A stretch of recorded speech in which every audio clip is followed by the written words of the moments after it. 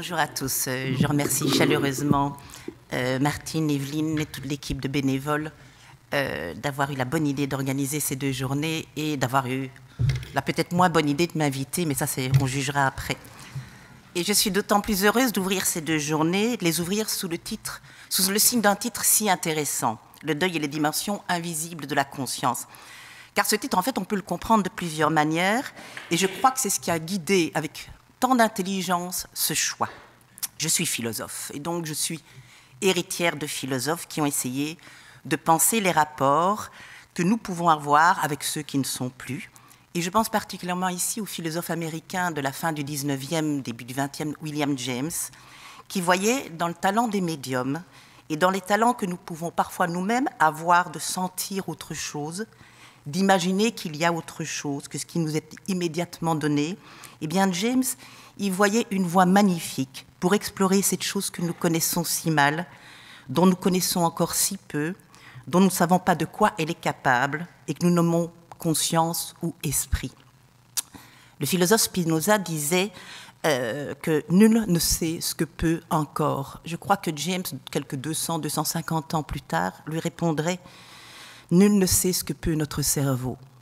Nous ne savons pas grand-chose et certaines expériences pourraient nous faire découvrir des possibilités qui excèdent notre expérience banale. » Alors, sans préjuger de ces possibilités et de ce qu'elles signifient, James faisait l'hypothèse que notre conscience aurait des facultés dormantes et que celle-ci, cette conscience, ces facultés dormantes de cette conscience pourraient, dans certaines circonstances, s'éveiller.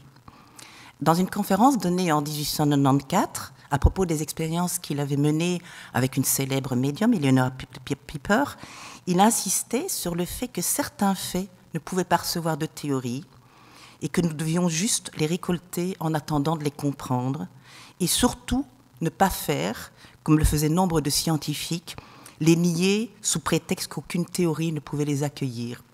En bref, ce que voulait James, ce qui est en jeu, avec la prise en compte de ces expériences, c'est de redonner, et je le cite ici, à l'existence les enjeux dramatiques de la vie que le scientisme avait évacués. Alors ce serait quoi ces enjeux dramatiques de la vie, ces enjeux dramatiques de l'existence? Eh bien, rendre les enjeux dramatiques à la vie, c'est s'engager dans ce qu'elle a de plus vivant, et de ce fait le plus étrange parfois, de plus incompréhensible, et qui fait notre vie et notre monde. Il s'agit, pour James, de redonner plein droit à toutes nos expériences, car ce sont elles qui importent, aussi bizarres soient-elles, aussi en attente de théorie puissent-elles être. Ce sont ces expériences, rebelles à la science actuelle comme à beaucoup d'explications, comme le dirait encore James, qui constituent l'étoffe dramatique de la vie. Dès lors, le terme invisible, qui figurait dans le titre, prend encore un autre sens, ou plus précisément, peut qualifier d'autre chose. Car les dimensions invisibles de la conscience pourraient leur désigner des dimensions invisibles sur lesquelles les consciences auraient une sorte de prise, ce qui fait encore un autre enjeu dramatique de la vie. Ce sont des invisibles dont la conscience perçoit la sensation, l'intuition, la présence parfois. Alors si James, comme je l'évoquais, faisait l'hypothèse que notre conscience aurait des facultés dormantes, il y aurait toujours, selon lui, des sortes de, c'est son terme, fissures dans la conscience, des fissures dans lesquelles d'autres consciences pourraient venir s'abriter. C'est quelque chose de très proche de ce que l'anthropologue américaine contemporaine Tanya Luhrmann nommera d'un très joli terme. Il s'agirait de la porosité de l'esprit, du fait que notre esprit parfois pourrait accueillir d'autres formes de conscience qui lui sont extérieures. Voilà donc ce que James appellerait une expérience dramatique.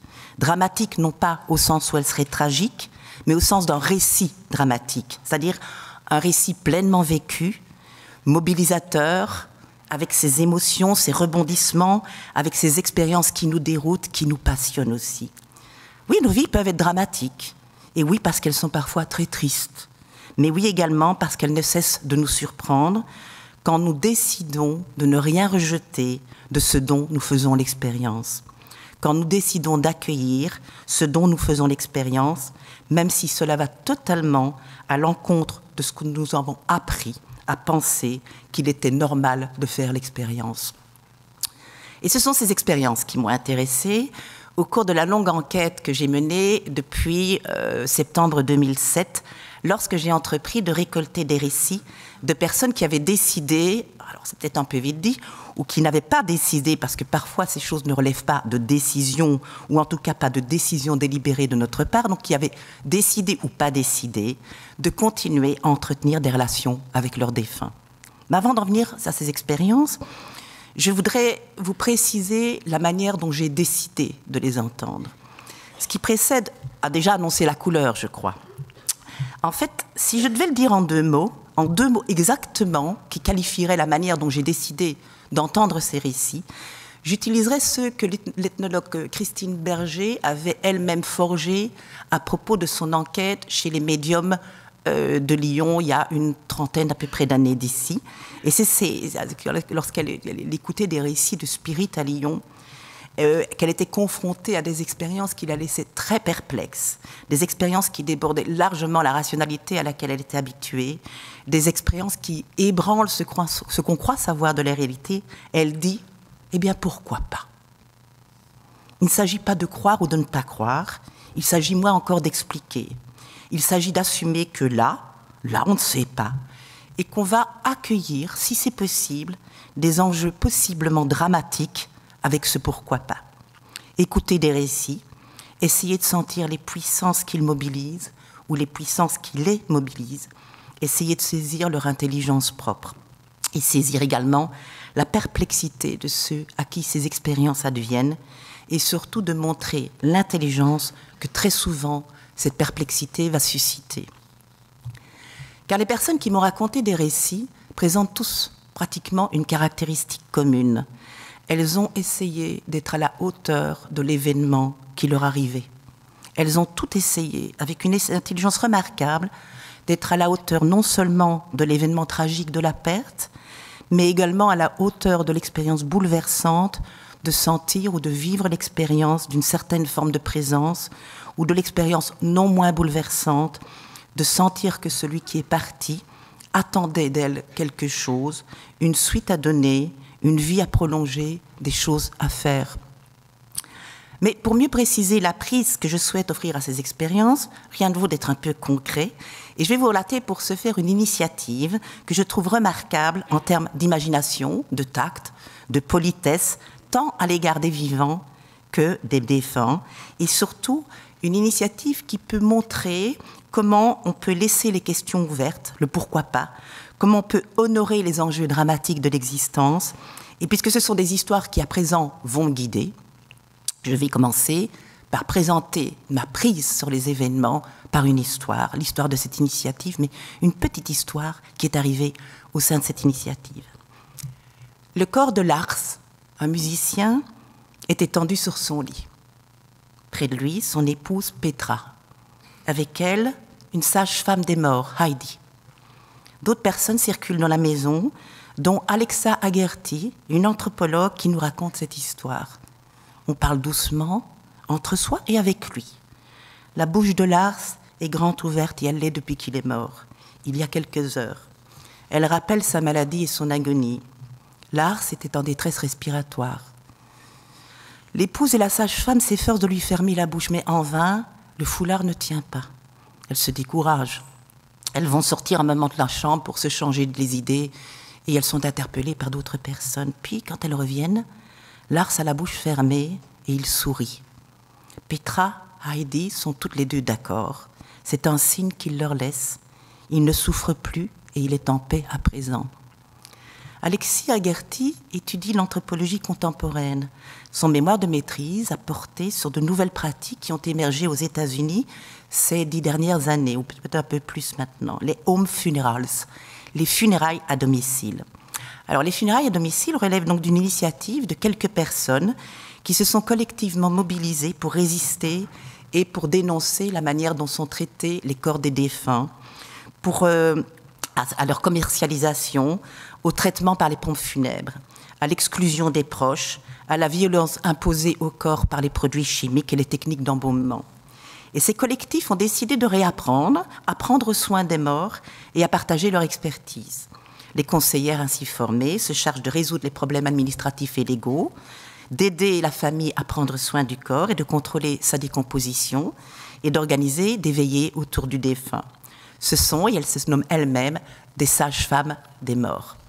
Ces veillées autour des morts font l'objet de toute leur attention. Les corps morts ne sont plus des objets inertes, mais conservent un statut de personne. Il faut continuer, disent-elles, à leur parler, avec amour, doucement, en choisissant les mots avec soin, car, disent les sages-femmes, si nous devons nous habituer à les voir partir, les défunts eux-mêmes, et je pense que Stéphane Alix nous a bien parlé de cette question, de savoir quand les morts sont morts, est-ce qu'ils savent qu'ils sont morts? Eh bien, les sages-femmes des morts partent du principe que non, il faut s'habituer à partir et que nous devons les aider à s'y habituer. La mort ne s'inscrit plus dans la temporalité médico-scientifique. Elle n'est plus ce qui advient à un moment déterminé, surtout déterminé par les médecins. Elle devient un processus long dans lequel ce qu'on appelle l'agentivité de la personne, la puissance d'agir, la possibilité d'être actif, reste, comme le dit Algerti, vibrante. Et notamment parce que les communications restent possibles. Et c'est bien comme ça qu'est compris le sourire de Lars. Le musicien, c'est un signe. Mais qu'est-ce qui fait un signe? Un signe, c'est toujours le produit d'une connexion, une liaison active entre des êtres et des choses. Mais dans ce contexte, il prend un sens particulier. Un signe est le produit d'une conspiration d'événements. Il n'est pas défini par son origine, qui peut rester indéterminée, ou dans la détermination n'offre aucune garantie, mais il demande en tout cas un destinataire. Il n'y a pas de signe qui ne soit adressé.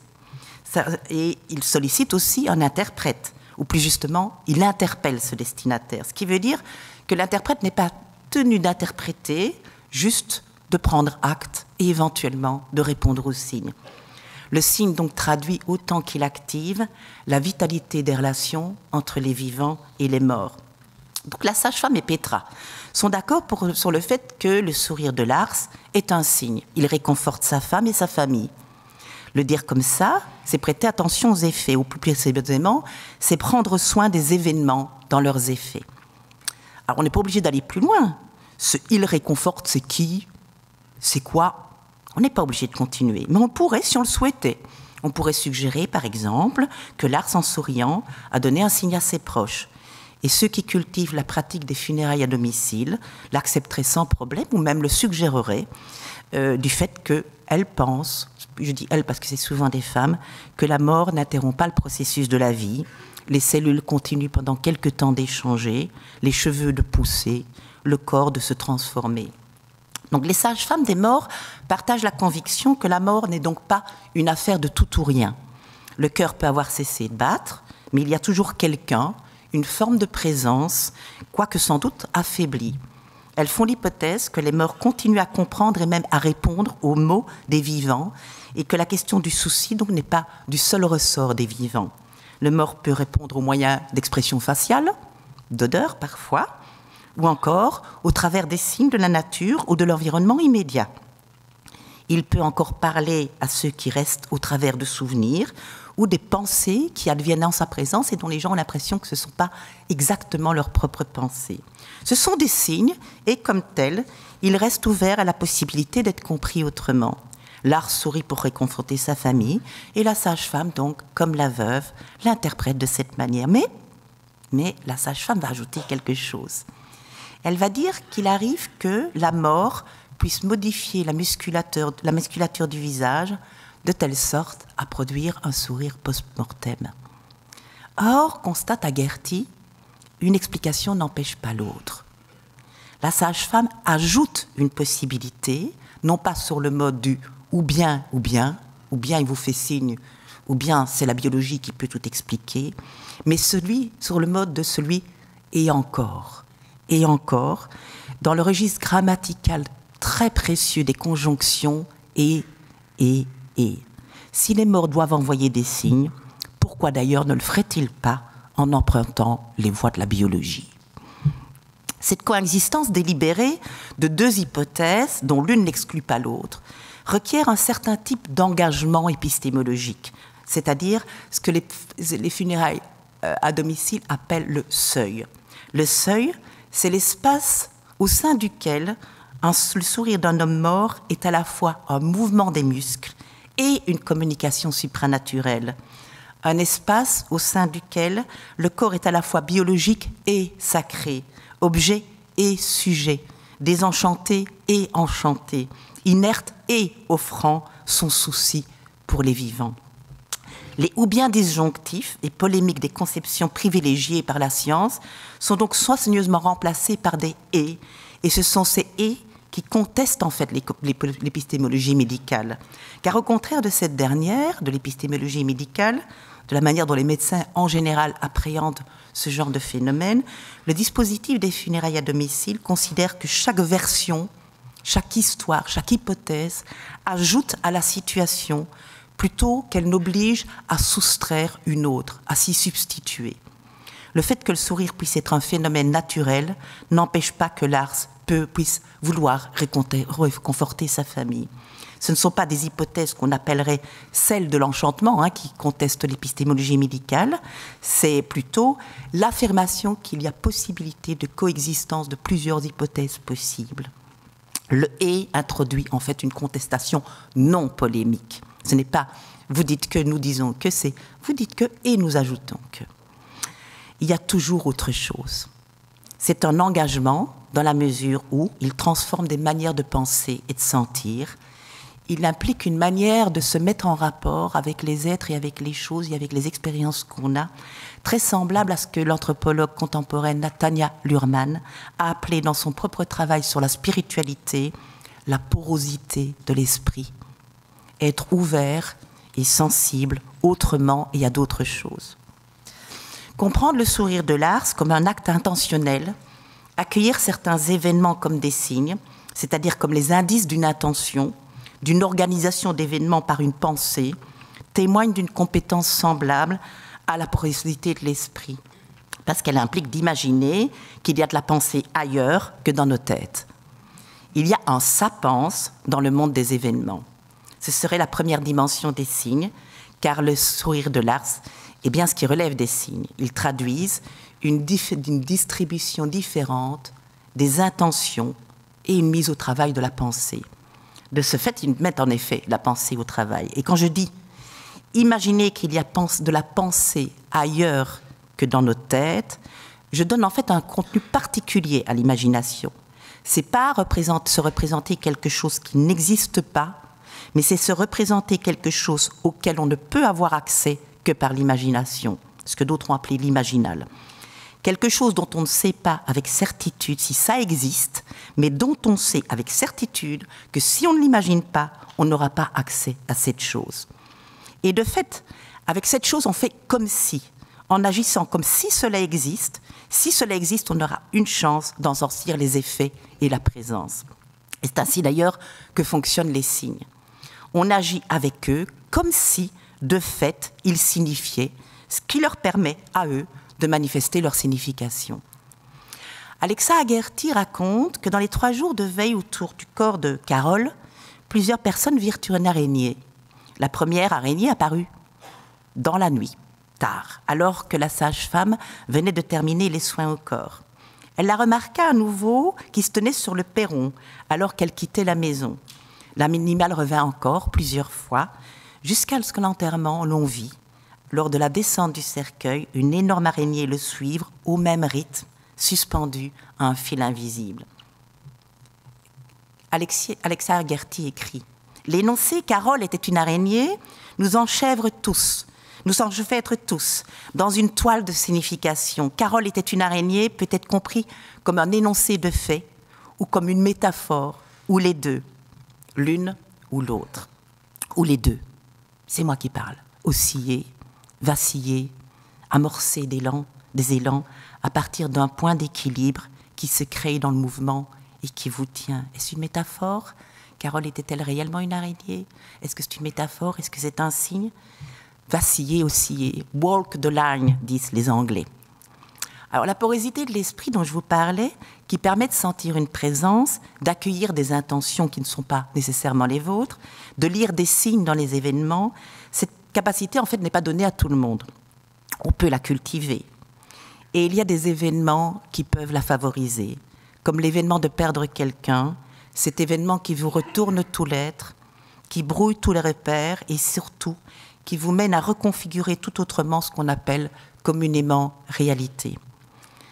Parce que ce qui arrive dépasse la réalité, crée une sorte de tsunami dans la réalité.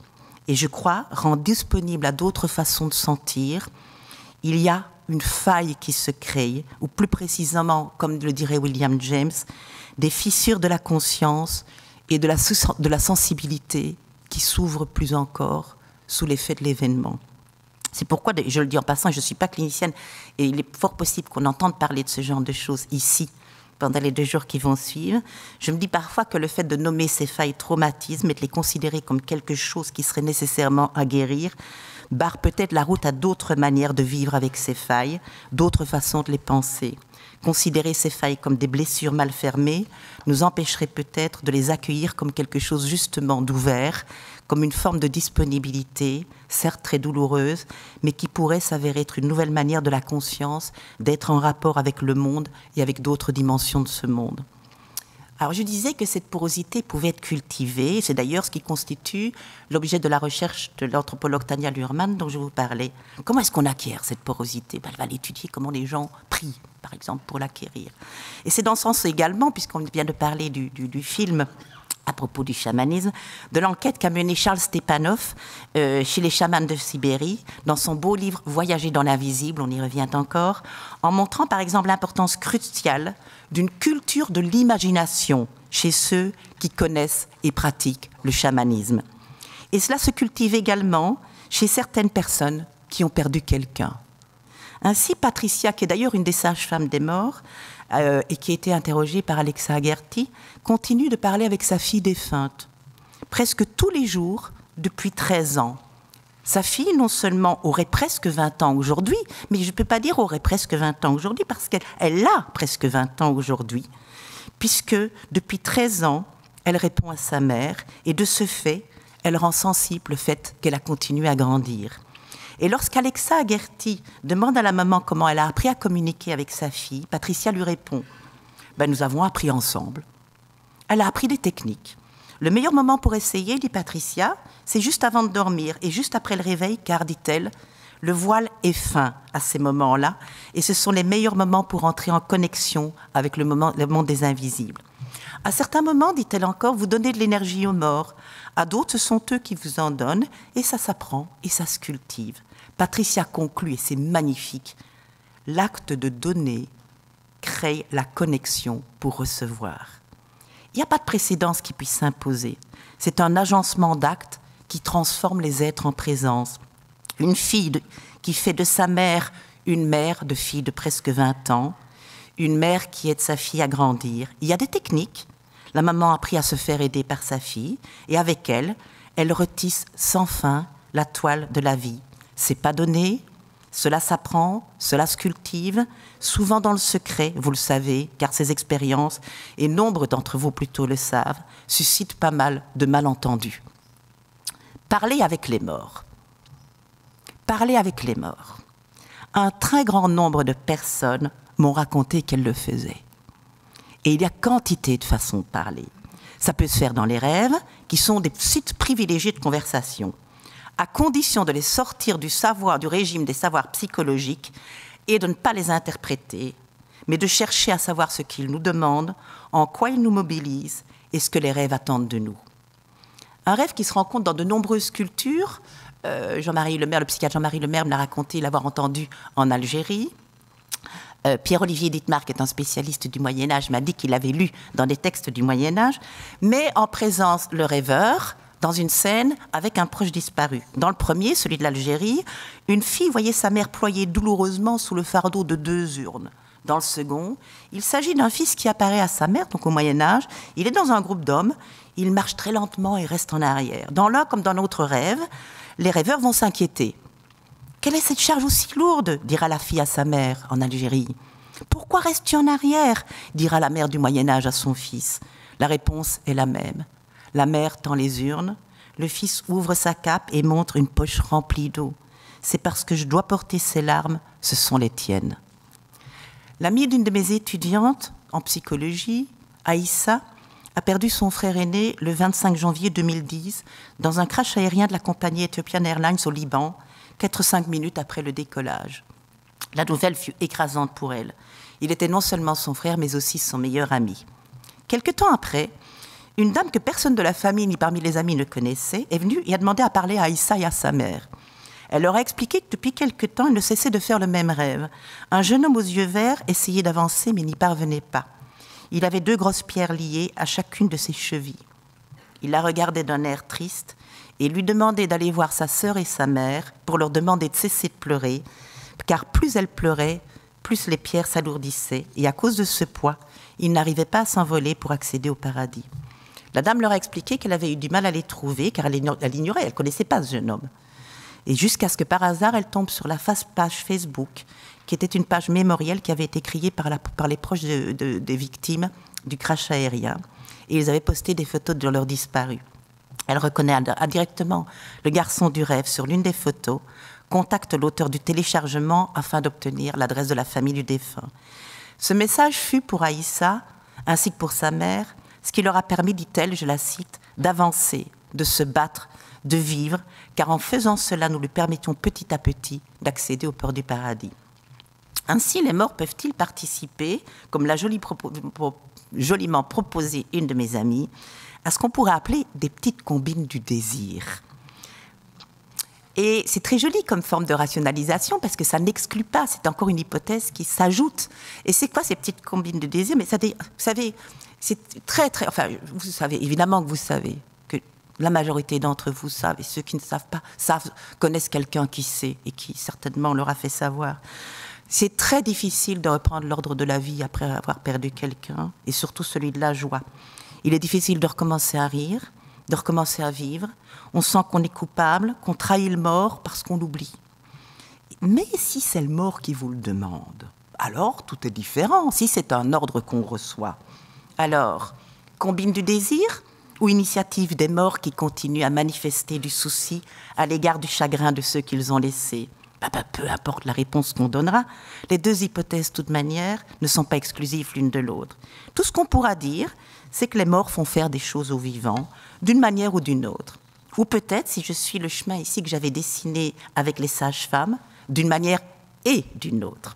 Et les vivants font honneur à la manifestation du souci et reçoivent, accueillent même avec perplexité parfois, considération le plus souvent, gratitude, joie, les propositions qui leur sont faites par les morts.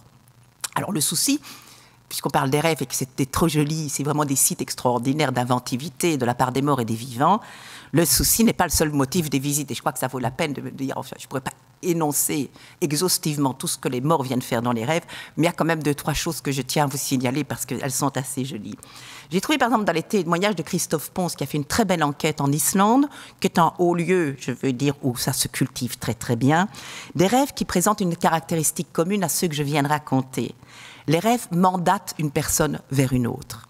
Une des informatrices de Pons, par exemple, lui racontait qu'une femme était un jour venue dans son rêve pour lui parler. Et en fait, la rêveuse dit, je ne connaissais pas cette femme, je ne l'avais jamais vue, ni d'Ève ni d'Adam. Et Vlatipa, qu'elle me dit dans mon rêve qu'elle n'est pas très contente de ce que sa fille était en train de faire en ce moment, et elle demandait à la rêveuse de le lui faire savoir. Perplexité, évidemment, je ne connais pas cette dame, qu'est-ce que ça pourrait être? Et donc, mais comme c'est assez banal en disant, banal, n'exagérons pas, mais enfin bon, c'est assez... Elle a fait une petite enquête, savoir qui est-ce que je pourrais connaître qui vient de perdre sa mère. Et elle découvre, dans cette enquête, qu'une de ses amies d'école a déménagé, habite tout à fait dans un autre coin d'Islande, et qu'elle vient juste de perdre sa mère. Et donc, elle prend son téléphone, et elle téléphone à son amie, qu'est-ce que tu es en train de faire à ta place pour le moment? Comme ça, j'ai vu ta maman qui m'a dit de te dire qu'elle n'est pas très contente de ce que tu fais. L'amie lui avoua qu'elle était en train de vendre une commode dont sa mère ne voulait pas qu'elle se défasse. La fille retourna donc chez l'acquéreur et réussit à le convaincre de lui retourner le meuble, ce qu'il accepta. La mère revint en rêve pour remercier la médiatrice. Le rêve, aussi précis donc fut-il quant à l'objet de la visite, restait très évasif quant à celle qu'il concernait et à qui l'adresse devait être relayée. Et c'est d'ailleurs souvent ainsi que comme dispositif technique, parce que ce sont des dispositifs techniques, les rêves fonctionnent. On pourrait dire qu'ils rusent. Souvent, sous couvert de transmettre des informations, leur véritable projet, c'est de faire bouger, d'envoyer, d'obliger à transmettre, de relier. C'est ainsi d'ailleurs dont témoignent les rêves qu'a récolté l'anthropologue italienne Alfonsina Bellio. Elle étudie la manière dont les médiations se créent autour des morts en Calabre et comment ceux-ci, grâce à ces médiations, peuvent prendre soin des vivants. Enfin, ce faisant, ils sont dans un contexte de migration où il y a beaucoup de familles qui sont complètement éclatées, où les contacts sont difficiles à maintenir. Eh bien, elle va constater que les défunts participent à la conservation des liens entre les familles qui ont migré. Ainsi, j'en ai raconté qu'un, une jeune veuve entendit la nuit des pas dans le couloir, ce qui l'effraya considérablement. Quelques jours plus tard, elle reçoit un appel de sa belle-sœur, c'est-à-dire la sœur de son défunt mari, qui a émigré dans une ville du Nord et qui lui dit « Voilà, j'ai rêvé de ton mari et en fait, dans mon rêve, il m'a demandé de t'appeler pour te dire de ne pas avoir peur. Il paraîtrait que tu as eu peur l'autre nuit, les pas dans le couloir, c'était lui. » De tous les rêves que je vous ai racontés ici, on revoit, il y a ressort de nouveau un fil commun. Les morts font faire des choses aux vivants. Ils les obligent à nouer des liens ou à les maintenir. Ils leur donnent des responsabilités. Ils leur demandent de reprendre le fil de la vie. Et ils le font avec une puissance assez étonnante. Parler avec les morts. Parler avec les morts, il y a quantité de façons de parler. Parler avec celui qui est parti, ça peut être écrire des lettres. Et ça, je sais que nombre d'entre vous connaissent bien ces lettres. Le comédien Patrick Chesney, par exemple, a écrit pendant très longtemps à son fils toute une série de lettres. Son fils Ferdinand, qui était décédé dans un accident de voiture. Et il dit lui-même, au moment où il publiera cette lettre, « Je les ai écrites afin qu'il puisse continuer à vivre d'une autre manière. » Quantité de personnes écrivent ainsi pendant de longues années des lettres à leurs défunts et certains les publient. Mais les morts, comme je viens de le montrer dans les rêves, font bien plus que faire. Ils font également bouger. Ainsi, ça peut non seulement être écrire, mais ça peut être faire écrire et réactiver des flux de relations. Un de mes correspondants, Jean-Christophe Janin, qui a lui-même perdu son fils Johan il y a quelques années, m'a raconté que des personnes avec qui il entretient une correspondance ont placé sur la tombe de leur jeune fille une boîte aux lettres. Ainsi, me dit-il, reçoivent-ils régulièrement des messages des personnes qui aiment Juliette et parfois même d'inconnus. Ainsi, conclut-il, vit-elle toujours. Et il ajoute que la maman de Juliette dit « C'est dur d'élever un enfant mort ». Et Jean-Christophe Janin commente « Pour rendre cette action plus légère et plus positive, il vaut peut-être mieux penser élever comme instaurer plutôt que comme éduquer. » Les mots de Jean-Christophe Janin sont justes. Je veux dire justes au sens où ils touchent avec beaucoup de tact l'intelligence de l'expérience qui le relaye. Car c'est bien ainsi que je comprendrai également ce que font ses parents, élever une enfant, instaurer son existence et la promouvoir et continuer à la faire grandir. Ils prennent soin d'une existence. Ces parents si inventifs dans la tragédie, et nombreux le sont, et grandissent eux-mêmes, je crois, en essayant de tenir debout, font persévérer Juliette dans l'être, comme le faisait Patricia avec sa propre fille, qui continue de faire grandir sa fille, cette existence nouvelle, qui prolonge celle que Juliette avait commencée, est exigeante.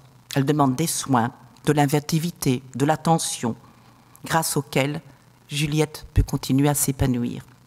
Car avec cette boîte aux lettres, Juliette continue à vivre pour d'autres, et même à exister pour d'autres qu'elle n'a pas connus dans sa première vie, et qui participent activement à soutenir l'existence dont elle bénéficie à présent. Elle reçoit ce supplément de biographie qui lui permet de nouer de nouvelles relations, d'en prolonger d'anciennes, bref, d'une vie d'adolescente, qui lui permettent en somme d'être présente, c'est-à-dire également conjuguée au présent, et de continuer à agir dans d'autres vies.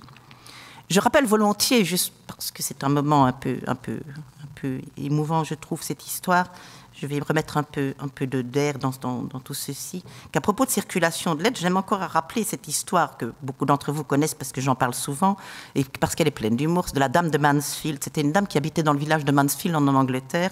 On est au 19e ici. Avait promis à une amie proche que lorsque celle-ci décéderait, elle mettrait dans son cercueil les lettres que son fils lui avait écrites, le fils étant lui-même mort depuis pas mal de temps. Et puis l'amie meurt et dans le désarroi du chagrin, v'là-t-il pas qu'elle oublie de mettre les lettres. Mais peu de temps après, le facteur de ce même village décède. Et la femme alla donc voir la famille du facteur pour demander la permission de déposer les lettres dans son cercueil. Elle savait qu'elle pouvait avoir confiance dans le fait qu'il serait aussi diligent comme facteur dans l'autre monde que ce qu'il avait été dans celui-ci. Mais cette parenthèse ne doit pas nous faire oublier ce qui se trame dans ce que font les parents de Juliette, avec la boîte aux lettres. Juliette, je l'ai dit, continue à présent à vivre pour d'autres et même à exister pour d'autres qu'elle n'a pas connus et qui participent activement à soutenir l'existence dont elle bénéficie à présent. Et je crois que c'est une dimension cruciale de ce qui accompagne ces conversations avec les morts, c'est parler avec les morts, que ce soit par les rêves, par les lettres ou par quantité d'autres actions qui permettent aux morts de continuer à mobiliser les vivants. Voici ce qu'écrivait une correspondante d'Annie Dupéret qui lui avait écrit une lettre à la suite de la publication du Voile noir. « J'ai 1000 raisons de vous dire cela. Les morts ne sont morts que si on les enterre. Sinon, ils travaillent pour nous. Ils terminent autrement ce pourquoi ils étaient faits.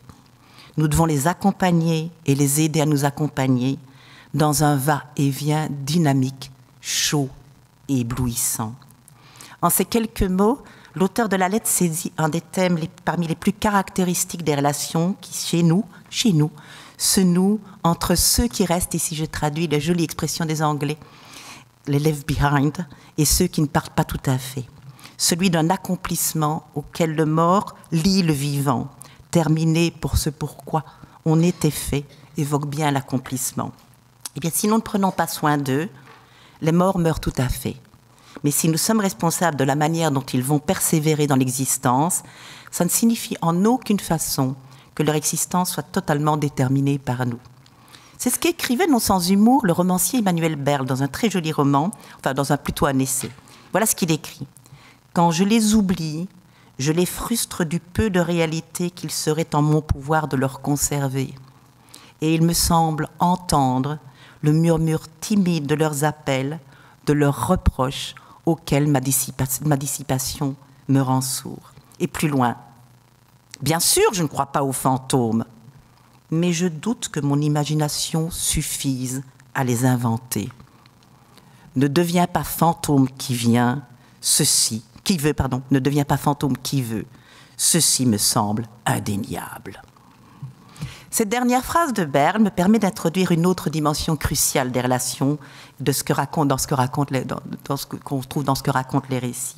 Si je reprends ce que dit Berle, on s'étonnera de la détermination de son énoncé.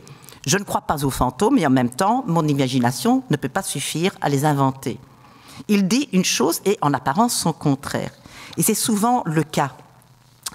Mais ces choses sont bien plus compliquées parce que justement, elles ne sont pas dans la question du ou croire ou ne pas y croire, du ou bien, et c'est souvent le cas.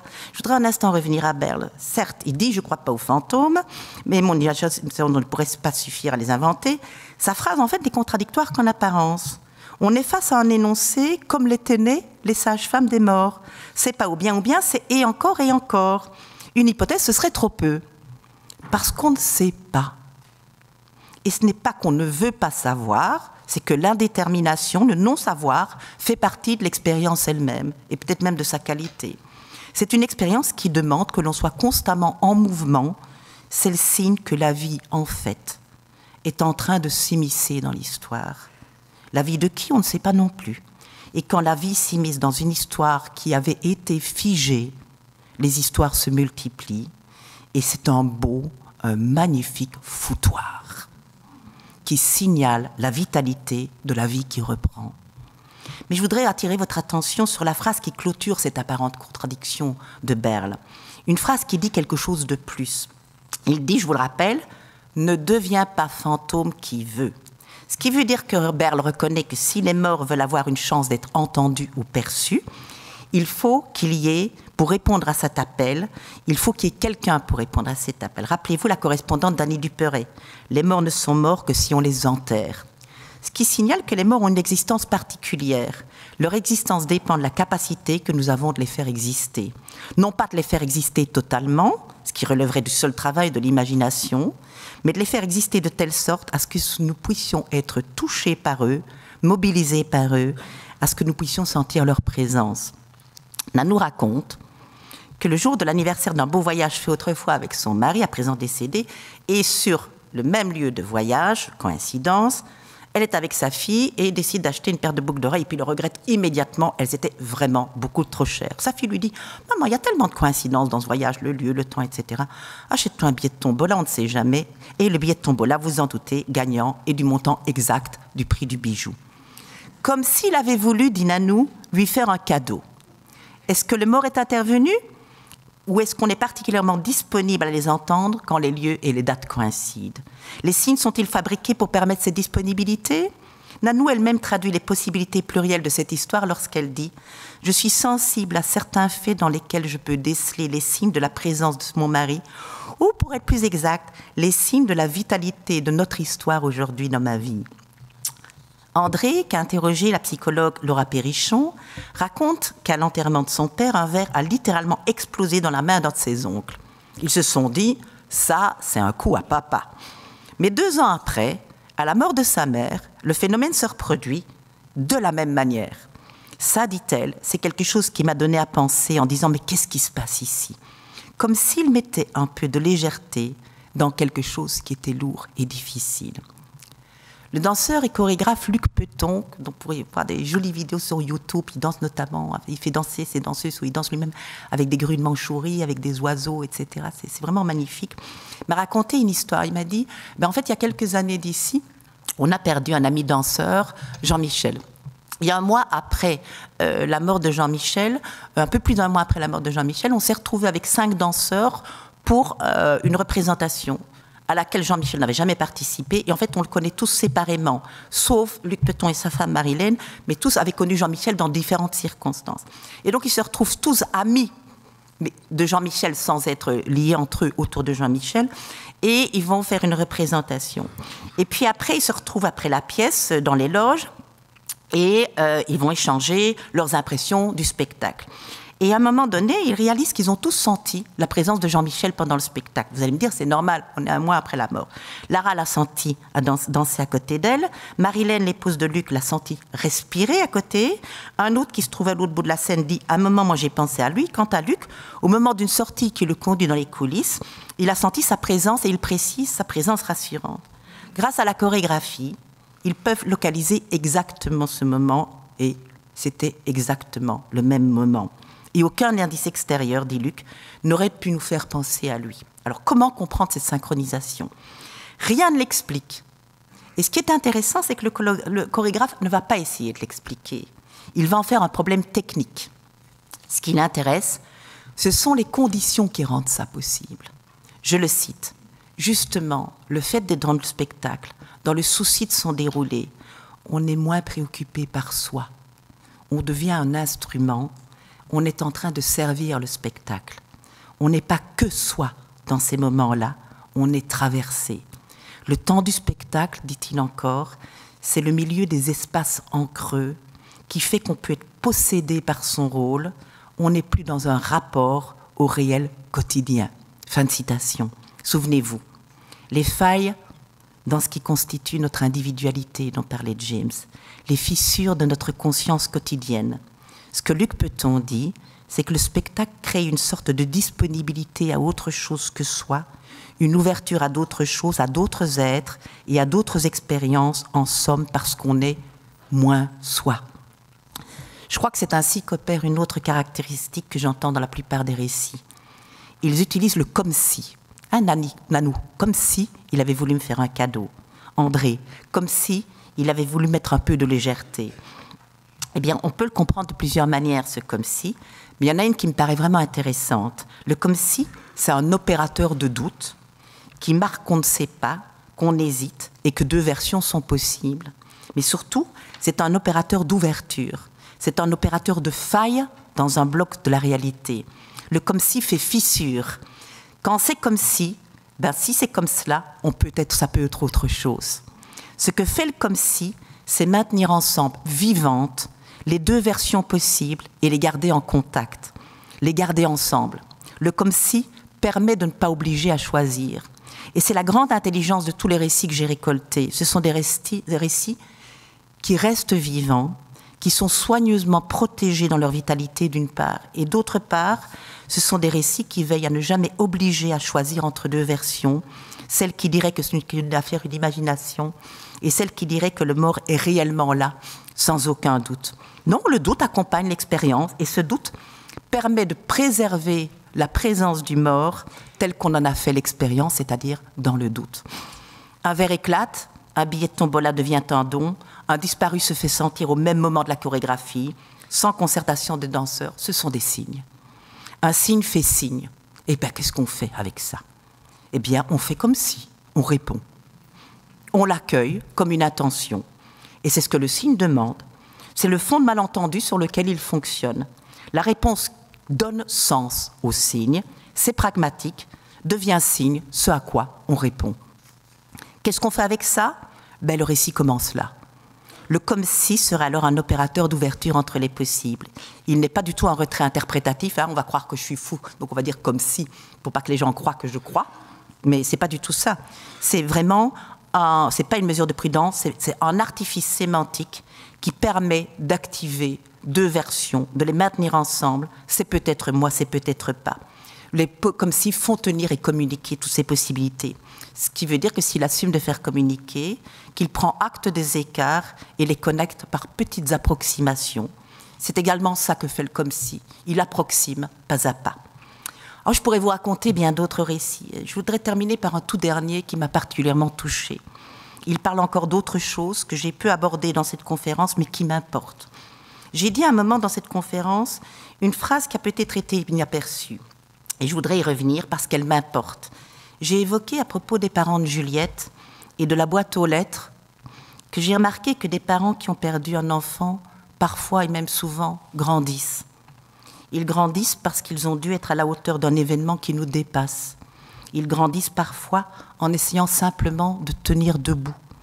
Et ils tiennent debout, je crois, parce qu'ils répondent aux désirs de leur enfant pour que la vie continue. Que la vie continue avec lui ou elle, d'une autre manière, mais que la vie continue quand même. Avec Johan, le fils de Jean-Christophe, qui s'est découragé de vivre, avec Juliette, qui aimait tant la vie sociale, avec Amélie, qui avait encore tant de choses à faire, avec Charlotte, qui s'est battue comme une louve parce qu'elle aimait profondément la vie. Ses parents grandissent et tiennent debout, parce que c'est ce qui fera tenir encore ses enfants debout. Parce qu'il faut honorer la vie qu'ils ont eue et n'ont pas eu le temps d'accomplir totalement, et que cet accomplissement est à présent de leur responsabilité à eux, parents. Voici donc ce dernier récit. Je voudrais d'abord situer le cadre dans lequel j'ai rencontré les personnes dont je vais vous parler. Il y a depuis quelques années un programme qui a été initié par un artiste, François Hertz, à la Fondation de France, enfin qui a été hébergé à la Fondation de France, et qui s'appelle Les Nouveaux Commanditaires. Et ce programme, pour le dire vite, est un protocole qui permet à des personnes, à des citoyens, de s'associer pour commander une œuvre d'art parce qu'elles vivent quelque chose à laquelle il leur semble que l'art seul peut répondre. Le programme les aide à trouver l'artiste et à faire réaliser l'œuvre. Et il existe en Belgique.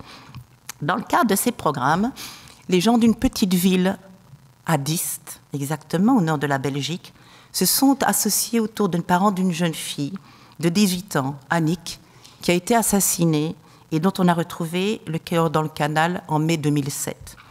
J'ai rencontré les parents et suis allée avec eux voir leur œuvre réalisée par l'artiste italien Mario Hero. Un jardin perpétuellement fleuri, au centre duquel coule une très jolie et sinueuse fontaine. Cette fontaine n'est pas là par hasard, car, dit le père, l'eau était devenue, avec la mort de sa fille, avec le fait qu'on l'avait retrouvée dans le canal, chose maléfique, il fallait rompre ce sortilège. La fontaine qui traverse le jardin traduit, ou plus justement opère, ce que Michel Tournier avait si joliment nommé une inversion bénigne. Je le cite dans Le Roi des Aulnes, l'inversion bénigne. Elle consiste à rétablir le sens des valeurs que l'inversion maligne a précédemment retournées. L'inversion maligne, quant à elle, c'est cette inversion qui conduit au culte de la souffrance et de la mort et qui s'accompagne logiquement de la haine implacable de la vie. Et le choix d'une œuvre d'art de la part des parents plutôt que des événements ponctuels ou une marche du souvenir était pour eux une façon de ne pas faire quelque chose seulement pour Annick et pour sa mémoire, mais pour toute sa génération. Quelque chose qui dure, qui évoque sa présence, mais qui soit également pour d'autres. et disent ses parents, ce jardin fait ce qu'Annick aimait faire. Elle qui aimait les gens, les réunir et les rassembler. Ce jardin prolonge ainsi ce qu'elle était et ce qu'elle faisait. Il accomplit ce qu'elle souhaitait voir exister dans ce monde. Mais c'est pas tout. Le père me raconte. Au premier anniversaire, j'essayais de faire quelque chose qui la garderait en vie. En 2008, j'ai eu l'opportunité d'aller au Kenya comme volontaire. L'entreprise dans laquelle il travaille envoyait des volontaires dans les employés pour faire du bénévolat au Kenya. Mais je ne voulais pas y aller, car c'était la Toussaint et je voulais être à la maison. Mais ma femme m'a dit, tu dois y aller. Tu te souviens qu'Annick avait un projet. Elle n'en avait pas beaucoup, mais celui-ci était bien prévu. Après ses études, elle voulait aller au moins 1 an dans le sud de l'Europe ou l'Afrique ou l'Amérique, peu importe. Elle voulait y aller et aider les gens, les enfants, les handicapés. Et maintenant, elle ne peut pas le faire, c'est la femme qui parle toujours. Tu devrais y aller et voir ce qu'il se passe en Afrique. Et c'est ainsi, dit le papa, que nous avons commencé à creuser des puits au Kenya, pour l'eau, pour la vie. Nous avions besoin d'argent, donc nous avons organisé des marches commémoratives pour lever des fonds, trouver des sponsors pour les projets Annick for Kenya. Depuis lors, à chaque anniversaire de sa fille, le père fait quelque chose, je le cite, qui la maintient en vie. L'eau, dit encore le père, est à nouveau la vie, une vie concrète pour des centaines de personnes. Aujourd'hui, 16 puits ont été creusés et la fontaine continue de couler dans un petit jardin de Diest perpétuellement fleuri. Mais ce n'est pas encore tout. 6 mois avant son décès, Annick s'était inscrite dans une école de design vestimentaire. Elle voulait faire des vêtements pour tous et particulièrement des beaux vêtements pour les personnes handicapées. C'était, dit le père, les 6 mois les plus heureux de sa vie.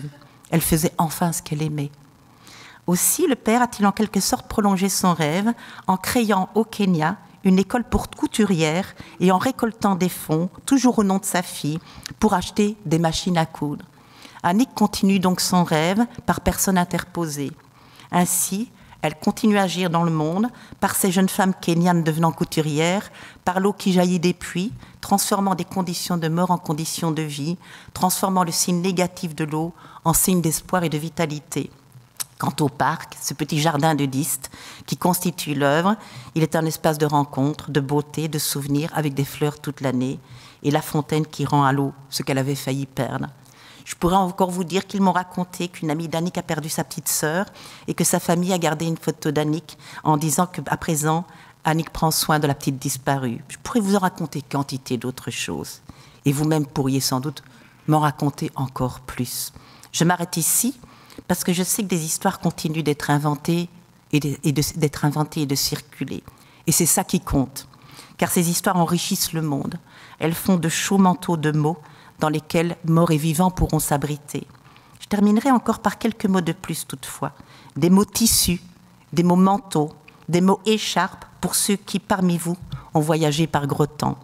Ce sont des mots que j'emprunte au roman La porte des enfers de Laurent Godet, et ce sont mes derniers mots, en fait les siens. Vous n'avez jamais l'impression que ces êtres-là vivent en vous? Vraiment? Qu'ils ont déposé en vous quelque chose qui ne disparaîtra que lorsque vous mourrez vous-même? Des gestes, une façon de parler ou de penser, une fidélité à certaines choses, à certains lieux.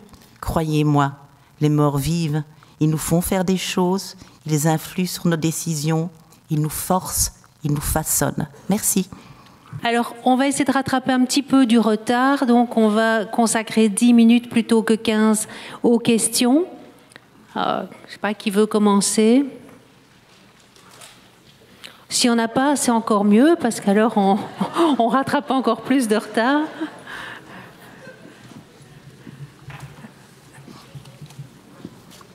C'est toujours difficile, hein, la première. Oui. Allez, une question. Ah, tu vas.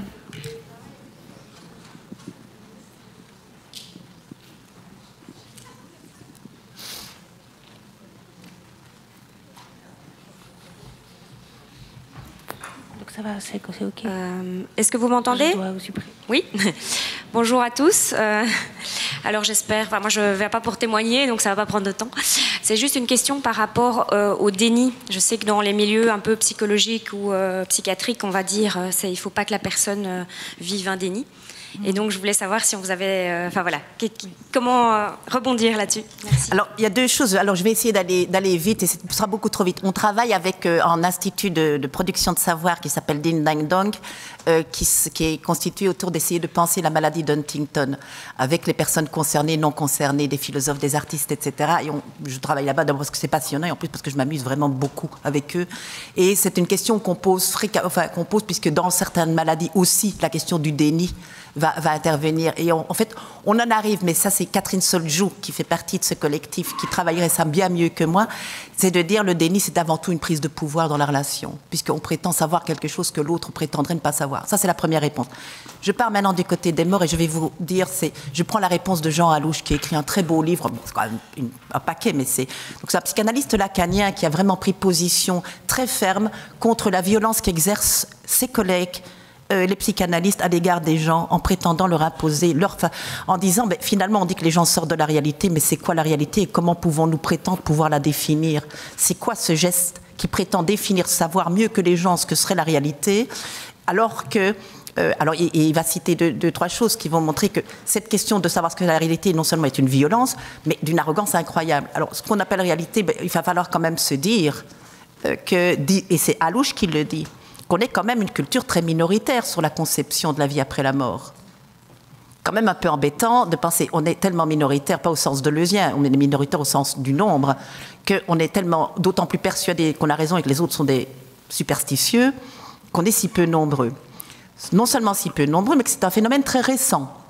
Alors Alouche va dire, il faut quand même savoir que cette nouvelle conception de la mort comme étant une non-existence, un néant, après le moment de mourir, c'est une conception qui est quand même fortement marquée par le 19e siècle.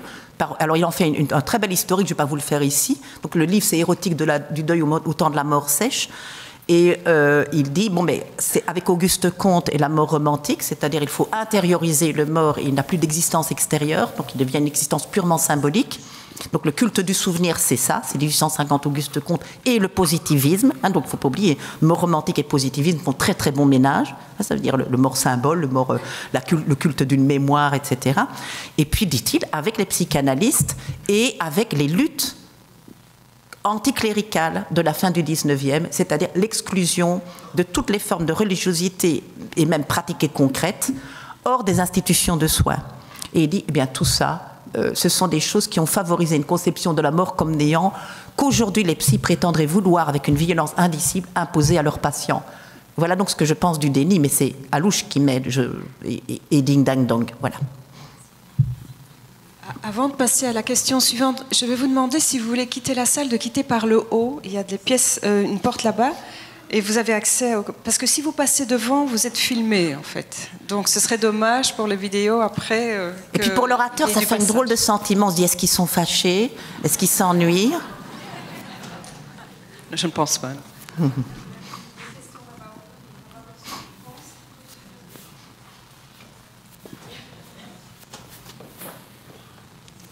Oui, il y a une question, je pense là-bas. Moi je vois, mais je ne sais pas si...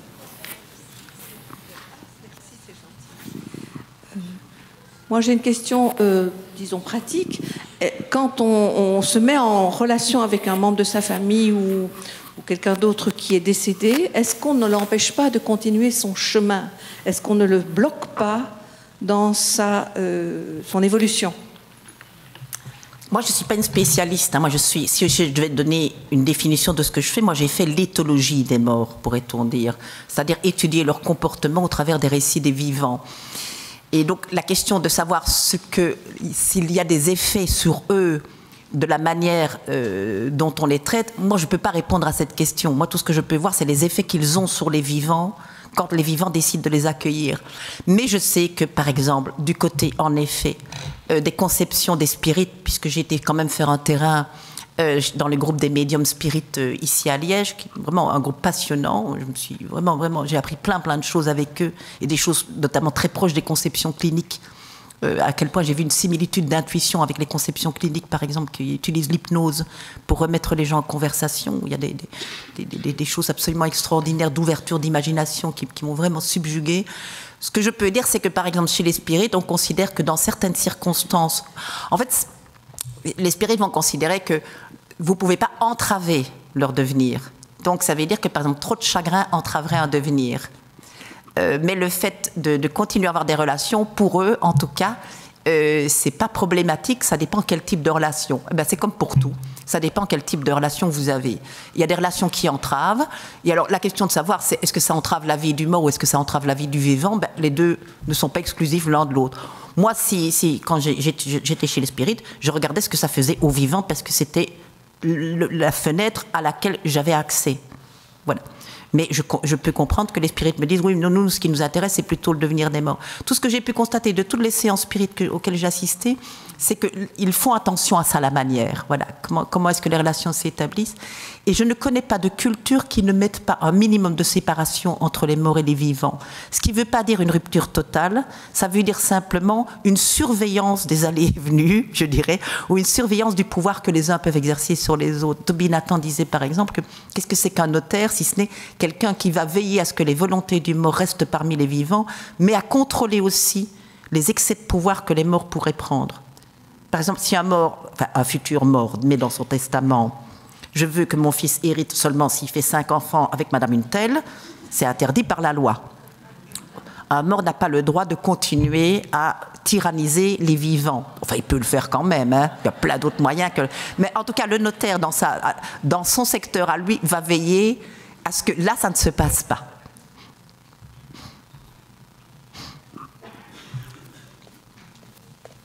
On va vous apporter un micro. Une dernière question peut-être?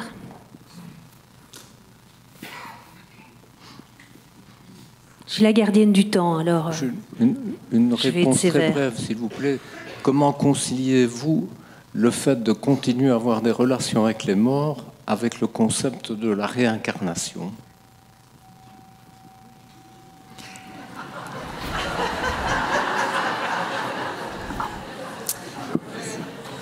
Alors, non, pas joker, je ne suis pas conciliante. Je ne suis pas une théoricienne de ces questions. Moi, je vais dire, j'ai vraiment pris le terrain le plus empirique et j'ai écouté des récits. Et ce sont des questions qui n'ont pas été abordées par les personnes parce que je crois qu'elles ne théorisent pas ces questions-là. Elles vont essayer simplement de mener correctement leur enquête, le mieux qu'elles peuvent l'enquête qu'elles font sur ce que les morts peuvent avoir comme type de présent. Moi, j'appelle ça des enquêtes, hein, parce que les gens vraiment enquêtent. Et je crois que les thérapeutes sont d'accord avec moi. Je pense, par exemple, à Magali Molinier. Les gens, ce qu'ils font, ce sont des enquêtes. Qu'est-ce que le mort attend de moi? Qu'est-ce qu'il veut? Où est-ce qu'il est? Vraiment, ce sont des enquêteurs. Et je pense que souvent, on se retrouve chez les thérapeutes parce que l'enquête est entravée, parce qu'elle n'a pas pu être menée, parce que la mort s'est faite dans de telles circonstances que l'enquête est bloquée. Ou pour des enfants, parce qu'il n'y a personne qui les aide dans cette enquête. Quand ils commencent à poser des questions, c'était qui ma maman? Et donc, en fait, ce genre de trucs-là, les théories sur la réincarnation, etc., je vous dis honnêtement qu'il y a des gens qui sont certainement ici même, beaucoup plus compétents que moi pour vous répondre. Et là, je vais avouer, je ne peux pas, ce serait de l'imposture que de vous répondre de ma part.